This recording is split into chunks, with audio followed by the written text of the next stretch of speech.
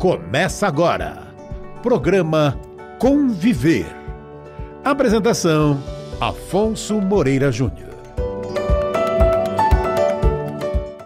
Olá, você que nos acompanha pela Rede Boa Nova de Rádio, pela TV Mundo Maior, emissoras da Fundação Espírita André Luiz e também pelo nosso portal mundomaior.com.br. Seja bem-vindo ao programa Conviver, inteiramente dedicado ao diálogo interreligioso. Eu sou Afonso Moreira Júnior, o programa de hoje está sendo gravado e nós queremos agradecer aqui de público as mensagens que recebemos por intermédio do nosso e-mail, que é o meio de ligação com aqueles que nos prestigiam com a sua audiência, afonsomorejunior@gmail.com. Você manda o seu e-mail com crítica, comentário, sugestão, diz para nós aí quem você gostaria de ver aqui entrevistado, que perguntas você faria, etc. e tal. Na medida das possibilidades das agendas, nós vamos atender ao seu pedido, como nós atendemos ao pedido daqueles que nos sugeriram o convidado de hoje, a quem saúdo nesse instante. Hernan Vilar, tudo bem, meu amigo? Olá. Que prazer poder estar aqui mais uma vez com você, Afonso.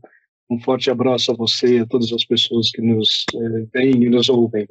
Nosso companheiro Hernan Vilar já esteve no nosso programa anteriormente e retorna atendendo sugestões dos nossos amigos que nos prestigiam com a sua audiência. Na pauta do programa Conviver de hoje, Vida de Monge. Mas antes de começar com as nossas perguntas, eu gostaria, nesse instante, de apresentar, para quem não conhece, o nosso querido irmão Hernan Vilar. Ele nasceu em São Paulo, em 26 de janeiro de 1967. Seu pai, Joaquim Vilar Caiós, imigrante espanhol, e sua mãe é Marina Pacheco Rolim, nascida em Piracicaba. É psicólogo clínico formado pela Universidade Metodista de São Paulo, UMESP, e pós-graduado em neuropsicologia pela Universidade São Judas. Ele é especializado em logoterapia clínica e análise existencial frankliana pela Faculdade Católica de Cuiabá e também em administração de empresas, MBA pela Fundação Getúlio Vargas, com mestrado em Ciência da Religião pela Pontifícia Universidade Católica PUC de São Paulo. Bom, aos 15 anos, ele conheceu o budismo por intermédio de um livro, o livro Siddhartha, de Hermann Hesse. Converteu-se ao budismo da Terra Pura e atuou na missão sul-americana Nambei Higashi Ronganij, da ordem budista Jodo Shinshu Otaniha, fundada no Japão, em 1321. Olha a tradição da instituição. Foi ordenado monge no dia 7 de julho de 2017, na cidade de Kyoto, no Japão. Ele é palestrante, articulista e escritor. Foi conferencista, realizou conferências em congressos aqui no Brasil e fora do Brasil. Em 2002, recebeu a comenda da Sociedade Brasileira de Educação e Integração pelos serviços prestados na condição de professor. Ele é guitarrista também, eclético, faz parte da banda Sou da Paz, banda que se intitula Interreligiosa. Atua profissionalmente como psicólogo clínico e neuropsicólogo. Meu caro amigo, o que você viu nesse livro de Hermann Hesse, Siddhartha que fez a sua cabeça para o budismo? Essa é uma pergunta que nem sempre é tão simples de se responder, né? Porque eu parto do princípio de que não somos nós que escolhemos o caminho, é o caminho que nos escolhe. Então, eu entendo que, de certa forma, esse livro chegou até as minhas mãos e ele profundamente tocou meu coração, que aos 15 anos era muito inquieto, né, tentando entender mais a respeito da vida, coisa típica de adolescente, né? Tentar entender mais sobre a vida, sobre a condição humana. E ali eu comecei a perceber que havia um caminho que poderia ser muito significativo para mim. Eu entendi os conceitos básicos do sofrimento humano, da impermanência, da interconexão de todos os seres, de todas as coisas, e aquilo realmente me influenciou. E ali, então, começou o meu caminho com o budismo, né? Muito bem, o seu caminho com o budismo nos aproximou no diálogo interreligioso, várias oportunidades que tivemos a chance de lhe conhecer melhor. Agora, uma pergunta que não quer calar é que, para quem não conhece o budismo, para quem está conhecendo assim, conhece por intermédio de referências esparsas, como é que nós podemos explicar o budismo para os marinheiros de primeira viagem religiosa?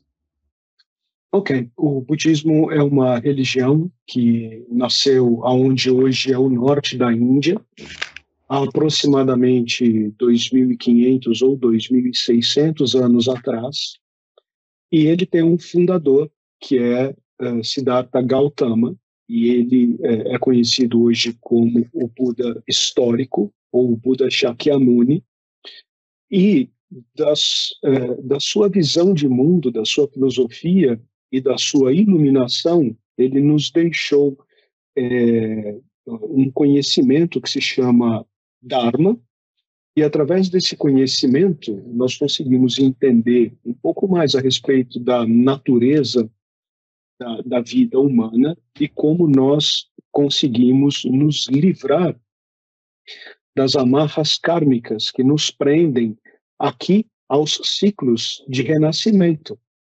Então, o budismo ele é uma religião, ele tem praticamente hoje 1 bilhão de seguidores no mundo todo. Existem várias vertentes do budismo, existem praticamente 3 grandes tradições. A tradição Theravada, que é a tradição monástica do budismo do Sudeste Asiático, a tradição Mahayana, que sai da Índia, vai para a China, vai para a Mongólia, vai para a Coreia, depois para o Japão, e a partir de 1908 chega no Brasil com a imigração japonesa. E nós temos também o budismo tibetano, né, que é o Vajrayana, o budismo que tem como um dos seus expoentes e representantes o próprio Dalai Lama. E essas são as 3 grandes tradições, as 3 grandes correntes do budismo. Dentro de cada uma dessas correntes, existem escolas de pensamento, e dentro das escolas de pensamento existem ordens budistas. Então, estou tentando ser assim, bastante técnico para poder explicar que é difícil, talvez, nós falarmos de budismo, mas talvez seja mais fácil da gente falar da existência de budismos. Eu sempre, Afonso, uso uma analogia, uso um exemplo para tentar mostrar para as pessoas o que é o caminho do budismo. Imagine que alguém hoje queira se tornar cristão. Para onde essa pessoa vai? Ela vai para a igreja católica, ela vai para a igreja ortodoxa, ela vai para a igreja evangélica, ela vai para os testemunhas de Jeová, vai para os espíritas. Para onde vai? Os caminhos são muitos. Então, eu fico sempre fazendo essas analogias, esses paralelos com o budismo, porque para mim foi muito difícil encontrar o meu caminho dentro de todos os caminhos que o budismo oferece, né? Mas eu acabei, de qualquer forma, me encontrando na tradição mahayana, na escola da Terra Pura, e fui fui ordenado monge na cidade de Kyoto em 2017, na Ordem Otani. Conta para nós, Hernan, nós estamos conversando aqui, para quem está chegando aí agora, para quem está aí surfando aí na internet, com Hernan Vilar. Ele é monge budista, psicólogo clínico e escritor. Na pauta do programa Conviver de hoje, vida de monge. Aí vem a pergunta, vida de monge é fácil? Eu acho que a vida de ninguém é fácil, né? A vida de todos nós é recheada de desafios diários, às vezes desafios muito duros que precisam ser superados, e para estes desafios a gente sempre tem que tentar encontrar o propósito e o sentido que nos faz seguir adiante, né? A vida de monge, ela é uma vida dedicada a se difundir as palavras do Buda. Então, cada um de nós que se tornou monge tem um compromisso voluntário com a propagação do Dharma, que é esse conhecimento que nos foi deixado pelo Buda histórico. Vida de monge é uma vida que pode ser mais dura ou menos dura, dependendo de algumas condições. O que eu quero dizer com isso? Quando nós falamos da vida monástica, existem muitos tipos de monges.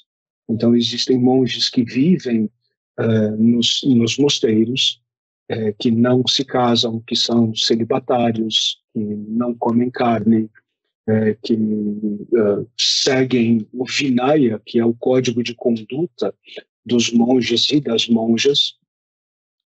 E existem outros monges que, por várias outras razões, eles têm uma vida laica, como eu, por exemplo. Então, eu não vivo em um mosteiro, eu tenho a minha casa, eu tenho a minha profissão, eu não sigo o Vinaya propriamente dito, embora eu tenha códigos de conduta que que precisam ser observados e seguidos. Mas, de qualquer maneira, assim como nós temos, fazendo novamente um paralelo, né, nós temos padres que se casam, né? Talvez os padres da Igreja Católica devam cumprir o celibato, mas, por exemplo, na Igreja Ortodoxa é possível que os padres se casem, né? Da mesma forma, a expressão religiosa que também perpassa pelo budismo faz com que nós tenhamos monges que estão mais ou menos submetidos a regras de conduta, né? Mas todos eles ficam submetidos a esses códigos que precisam ser observados. Monge Hernan Vilar, você não vai acreditar, meu irmão. Você falou dos caminhos do Senhor, os caminhos da divina providência. Eu cheguei ao Espiritismo por intermédio de um livro, de um autor que você deve se recordar, Lobsang Rampa. Ah, sim, olha só. Que se intitula Monge, eu não sei se ele é um personagem criado pelo escritor, mas enfim, e cheguei ao Espiritismo por intermédio do Lobsang Rampa, daquela questão viagem astral, desdobramento, ancestralidade da alma, aquela coisa toda. E você chegou por intermédio de Hermann Hesse. É difícil para as pessoas entender, pelo menos aqueles que conhecem aqui o nosso programa, entenda o seguinte, Hermann, que o que parece para você óbvio, para as pessoas que estão se introduzindo no diálogo interreligioso, às vezes é de difícil compreensão. Elas imaginam um monge que está no mosteiro e que faz a sua pregação ao redor da cidade, que se alimenta de raízes que são atiradas às portas do mosteiro pela manhã, leite de cabra azedo que é colocado ali. Imagina o nosso irmão Hernan Vilar despertando 4 horas da manhã e ficando circulando com uma vela na mão, uma luz na mão, em oração, em reverência ao Altíssimo, enfim. E como fica assim esse monge? A pergunta que o Carlinhos de Sorocaba, ele diz assim, mas afinal, onde é o quartel-general desse monge Hernan Vilar? Estou colocando tudo aí para você mastigar para nós. É interessante a sua pergunta, porque dentro do budismo nós temos algumas possibilidades de prática do budismo. Algumas das práticas que são muito conhecidas são as práticas de meditação, por exemplo. Então, os monges e os seguidores de várias escolas budistas são convidados, por exemplo, no Zen budismo, a fazer o zazen, ficar ali sentado naquela posição de lótus, apreciando aquele momento e o que é que está acontecendo ali naquele momento. Existem várias formas de meditação. Existe uma forma que nós utilizamos que é para acalmar um pouco os pensamentos, a gente poder desacelerar um pouco do mundo.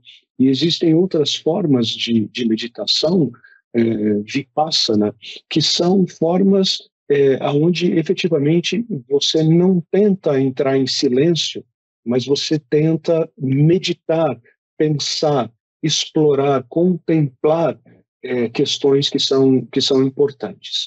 Então, dentro da jornada budista, nós temos a questão da prática, e aí muitas são as práticas, e aí uma das mais conhecidas é a prática da meditação, e do outro lado, nós temos o exercício da fé budista. E esses caminhos, de certa forma, são colocados em contraposição. Então, o caminho da fé é um caminho onde o devoto, o praticante do budismo, ele é salvo por um Buda. Ele é salvo por um ser superior. Ele é retirado do ciclo de sofrimentos e do ciclo de nascimentos que nós chamamos de samsara, por esses seres que são feitos de compaixão e de amor infinitos. Então, no caminho da fé, não é você que pratica, não é você que se salva, você é salvo. No caminho da prática, então, você é responsável pelo atingimento da sua iluminação. E isso pode acontecer, às vezes, em milhões e milhões de renascimentos. Isso não precisa necessariamente acontecer agora. Então, essas duas visões, que são a visão da prática budista e a visão da fé budista, que se contrapõem, de certa forma, elas formam como formas, elas formam meios através dos quais as pessoas conseguem encontrar e se adaptar às suas demandas interiores, às suas disponibilidades com aquilo que o budismo oferece. Então, assim como no cristianismo nós temos a salvação que acontece por Jesus Cristo, existe dentro do budismo a salvação ou a libertação do ciclo ilusório de mortes e renascimentos, ao qual nós chamamos de samsara, mas por intermédio de um Buda, ou de seres que são chamados de bodhisattvas, né? São seres elevados. Enquanto que o caminho da prática, que aí também se divide em muitas práticas, ele é um caminho talvez um pouco mais solitário e que exige uma série de renúncias do praticante para que ele possa alcançar degraus espirituais cada vez mais elevados. Hernan, pelo que nós entendemos, o monge budista, quer dizer, no seu caso, da sua escola monástica, ele trabalha para sobreviver. Sim. Ele trabalha, ele tem a sua ocupação profissional. Digamos que o templo dele é onde ele se encontra. É onde ele se encontra. E como é que é o seu dia? É segunda, é terça, é quarta? São todos os dias iguais? Como é que você adapta o seu culto religioso, que é de tanta riqueza, de tanta tradição, as necessidades do século XXI? É uma questão que várias pessoas perguntaram. Elas querem saber o seguinte: como é que você é na vida real? Como se como se a vida religiosa não fosse real. Ser monge é, de certa forma, difícil, porque as pessoas têm uma visão e uma concepção de que monges não ficam bravos, não se estressam no trânsito, não ouvem rock and roll, né? Na verdade, um monge ou uma monja são pessoas absolutamente iguais a todas as outras pessoas. A gente tem dificuldades, a gente tem defeitos, a gente tem as nossas próprias lutas internas, né? Nós somos seres humanos como qualquer outro ser humano. Então, a gente, na visão de equidistância, né? Nós somos exatamente iguais a todas as outras pessoas. Então, a própria palavra bonsan, em japonês, quer dizer um bom amigo. Não é ninguém que está num patamar mais elevado de iluminação, de transcendência. Não, eu sou um ser humano que talvez estudei um pouco mais para poder transmitir as palavras do Dharma, e eu também tenho os meus próprios desafios humanos. De certa maneira, quando a gente pensa na vida monástica, às vezes nós temos imagens ou ideias preconcebidas do que é ser monge, né? Então eu gostaria que as pessoas percebessem aqui no nosso encontro que um monge é apenas um ser humano que, assim como todas as pessoas, está trilhando o seu caminho de evolução espiritual, né?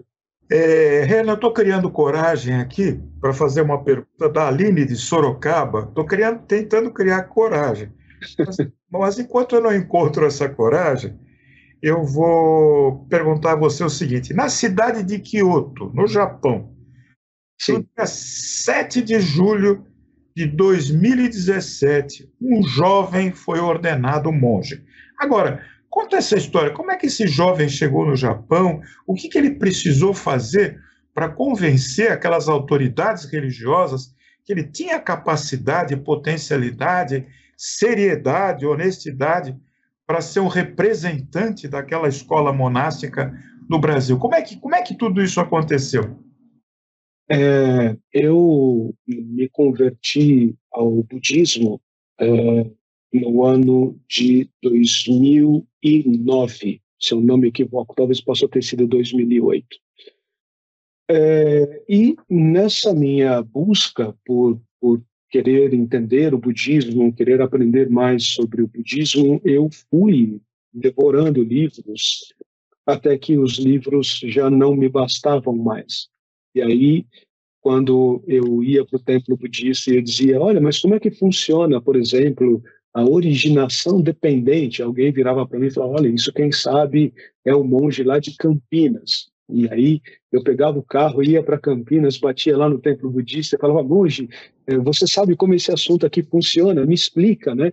E aí eu passava ali 2 dias, e aí ele falava alguma coisa, eu falava, pô, mas e isso, como funciona? Ele falava, olha, isso quem sabe é o monge lá de Apucarana.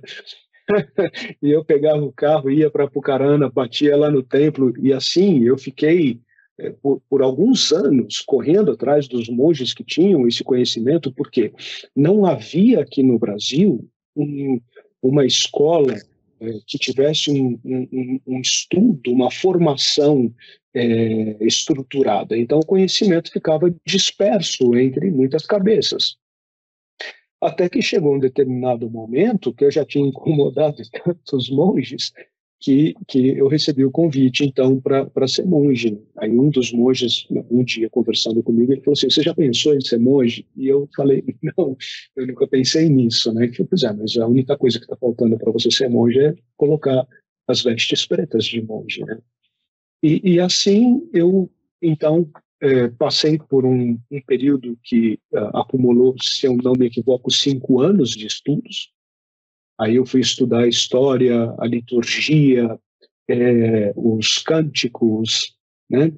Tudo aquilo que fazia que compunha o treinamento de um monge, e quando eu estava pronto, aí o monge superior aqui do Brasil me deu um documento para que eu mostrasse no Japão, e esse documento dizia que eu tinha sido treinado e eu estava pronto para receber a ordenação. Então foi um caminho muito longo, foi duro em vários momentos, principalmente por conta das barreiras de idioma, e aí não é só a língua japonesa, mas muito daquilo que nós estudamos como monges está em chinês, ou está em Pali, ou está em sânscrito. Então, às vezes, acessar esses conhecimentos em idiomas que são muito diferentes da língua portuguesa ou de outros idiomas que a gente, porventura, fale aqui no Ocidente, e isso adiciona-se um certo grau de dificuldade. Fora isso, tem o grau de dificuldade do budismo ser completamente diferente na sua estrutura daquilo que nós temos enquanto filosofia ocidental. Então, muitas vezes a gente tem que se render ao não saber, né, ou ter que talvez dispensar algumas questões desse conhecimento europeu que nós herdamos, né, para que a gente possa se abrir para uma forma de pensamento que é muito diferente, né? Isso exigiu do senhor também um investimento econômico, exigiu o desembolso de recursos, ou seja, isso custou caro para o senhor. Foram 15 anos da minha vida, né, para que eu pudesse chegar até essa entrevista hoje, né? Meu Deus do céu. Eu acho que o maior investimento ele não é financeiro, né, mas o maior investimento é a predisposição que eu tive de me perder para que eu pudesse me reencontrar.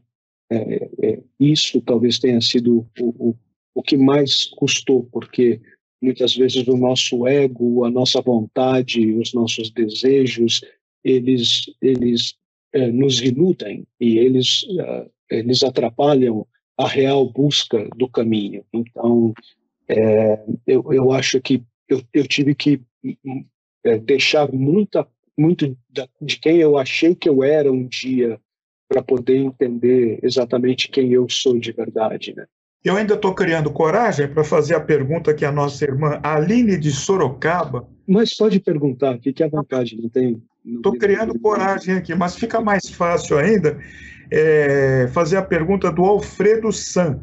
Ele se identifica como Alfredo San e ele elogia o seu trabalho, diz que viu muita coisa sua na internet, e ele queria saber como o senhor enxerga, a partir da sua crença budista, a pandemia que levou tanta gente para o outro lado da vida. Sim, Alfredo, obrigado pela sua pergunta. A pandemia, ela é uma lembrança da própria impermanência do budismo.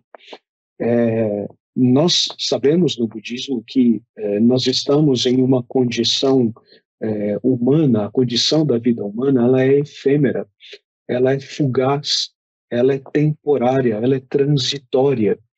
E a pandemia, ela veio exatamente para nos mostrar que não adianta a gente se apegar às nossas coisas, aos bens materiais, porque tudo isso não vale de nada, né? Quando a gente fizer a nossa passagem e a gente não tiver mais esse habitáculo fisiológico, nós seremos apenas consciência.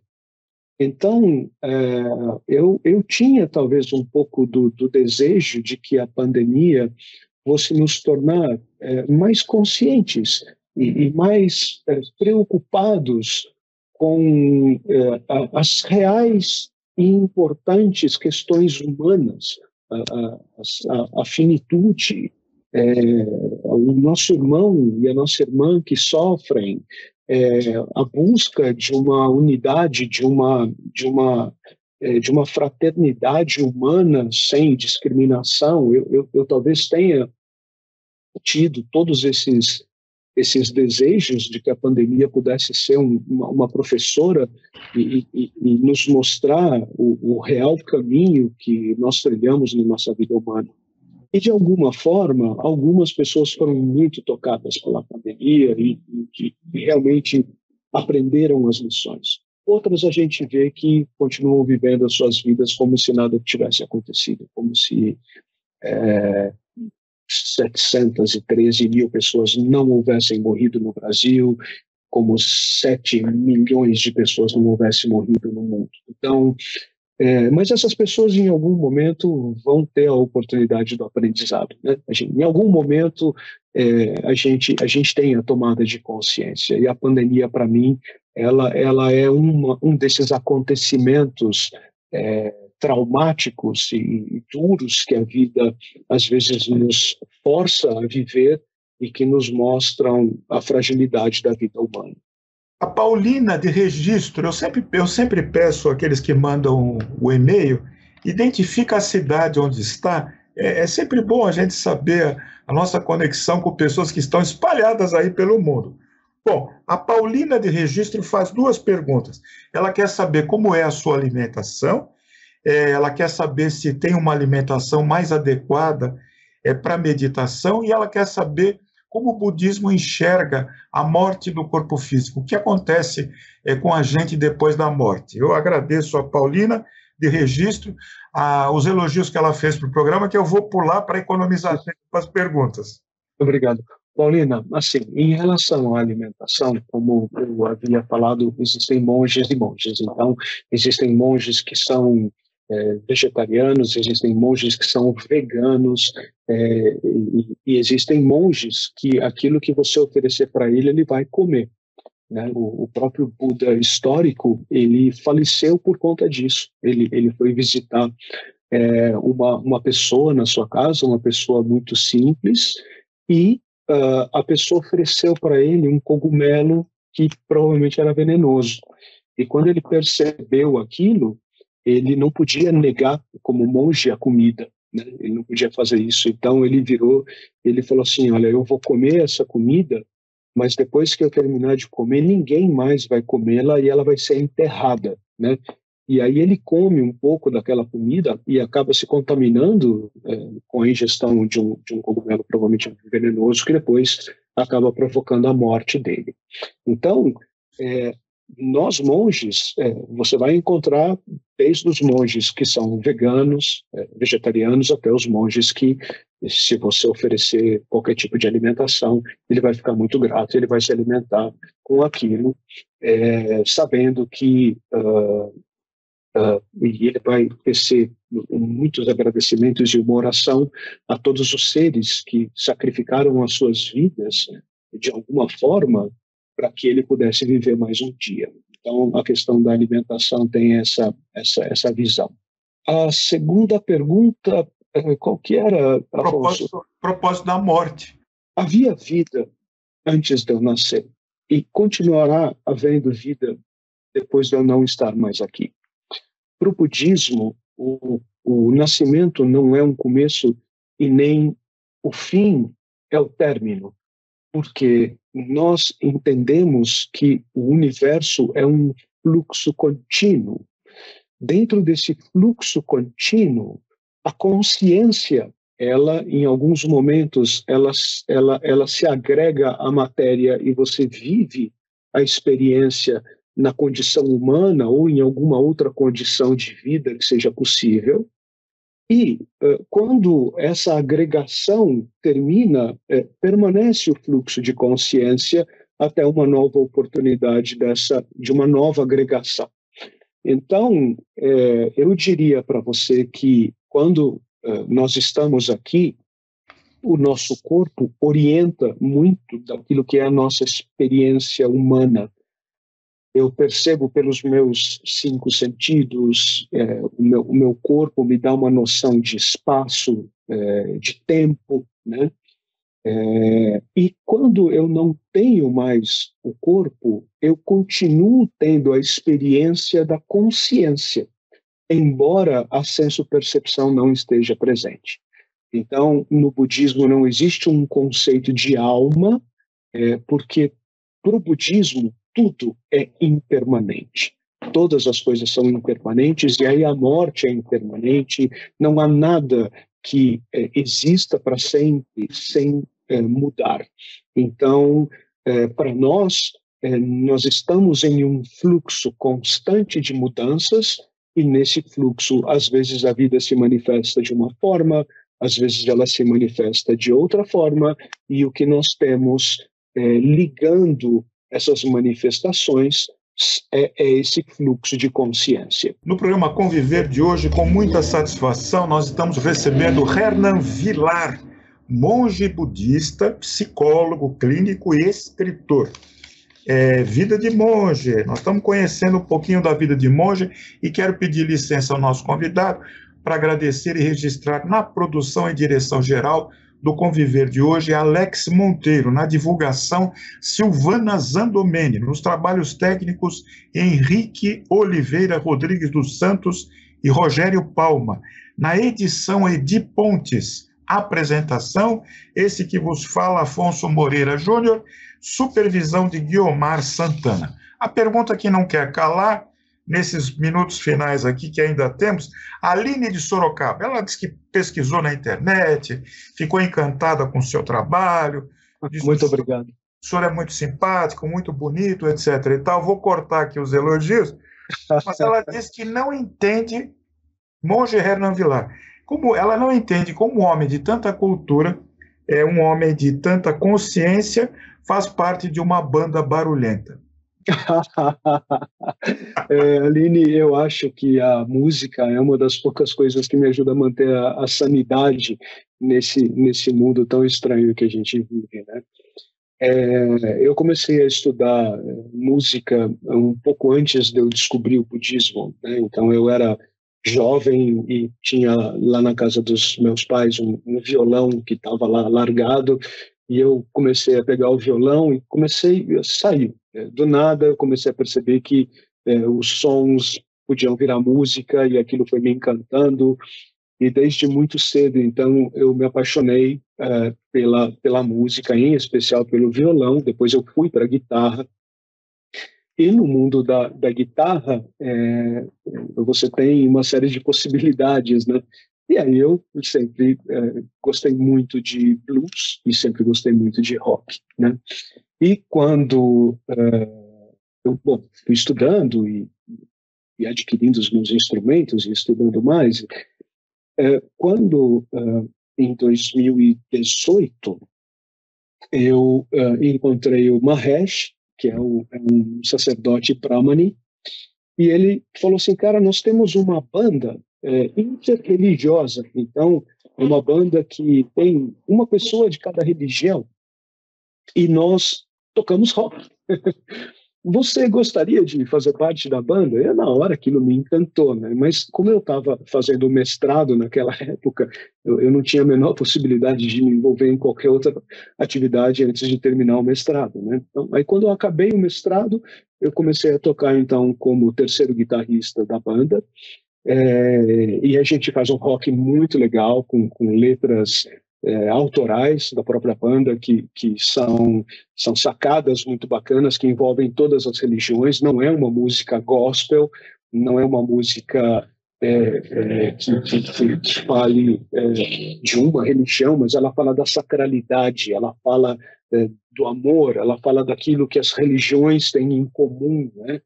Então, talvez se eu fosse um monge zen, talvez eu não fosse guitarrista, mas como eu sou um monge Shin, eu consigo me encaixar bem numa banda barulhenta de rock, e adoro isso.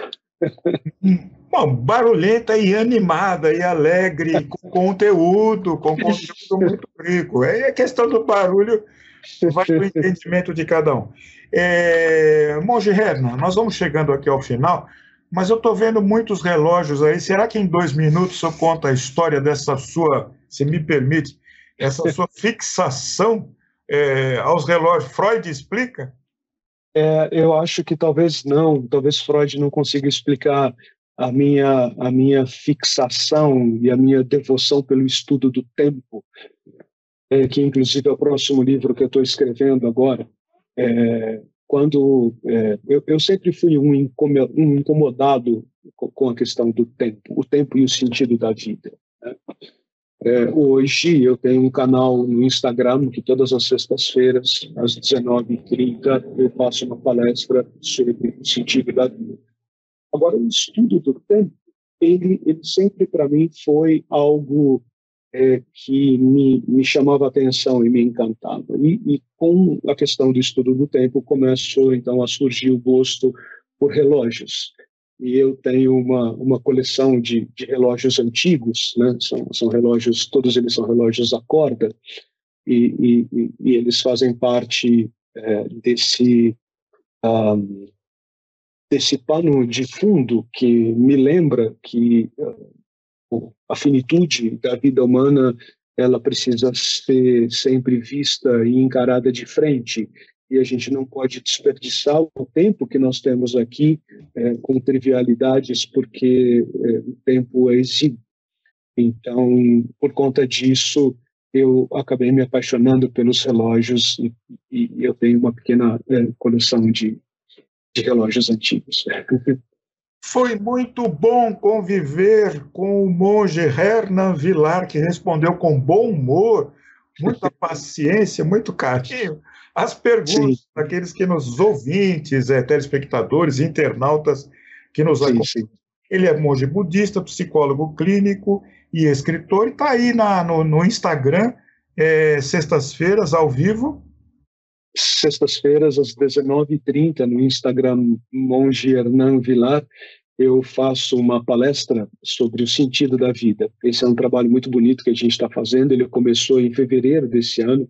Nós já fizemos 30 encontros da roda de conversa sobre o sentido da vida, cada vez abordando a questão do propósito e do sentido da vida sob uma perspectiva diferente. Não repetimos o tema ainda, e nesse mês em específico estamos falando sobre Setembro Amarelo e se vale ou não a pena a gente viver, apesar de todas as dificuldades que a vida nos apresenta.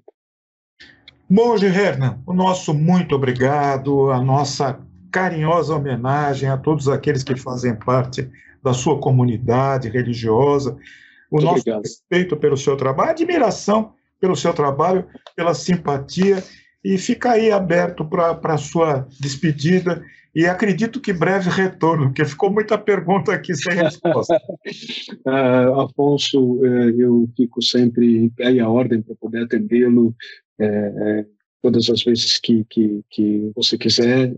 Eu tenho muito respeito, muito carinho pelo seu trabalho, em especial no interreligioso, que está sempre construindo pontes para o diálogo, para a cultura de paz, para o entendimento das proximidades que nos tornam humanos, né? Então, esse é um trabalho muito bonito que você faz, e eu saiba que você tem todo o meu carinho, todo o meu respeito, e eu desejo que todas as pessoas fiquem bem, que elas possam compreender a natureza da existência humana e possam se libertar dos apegos e dos desejos que nos prendem à roda dos sofrimentos. Né? A todos, a todas, um beijo no coração. Eu sou paz, eu sou luz, eu sou saúde. Até o próximo programa, se Deus assim o permitir. Até lá.